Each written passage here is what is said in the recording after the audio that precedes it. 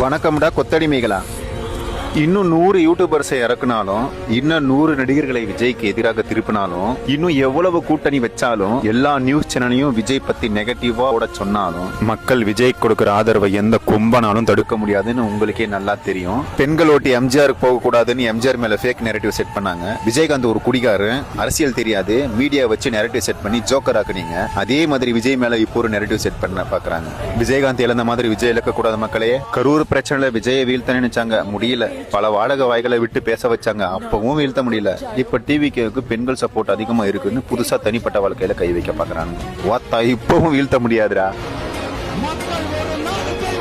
ஒரு கட்சி 2 கட்சி இல்லடா, 23 கட்சிகள் ஒருத்தனை எதிர்த்து நிக்குது. இன்னும் நிறைய அவதூறுகள் பரப்புவாங்க. என்ன வந்தாலும் கூட நிப்பேன்னு சொல்றவன் மட்டும் நில்லுங்கடா, முடியாதுன்னு சொல்றவன் கிளம்பிட்டே இருங்க.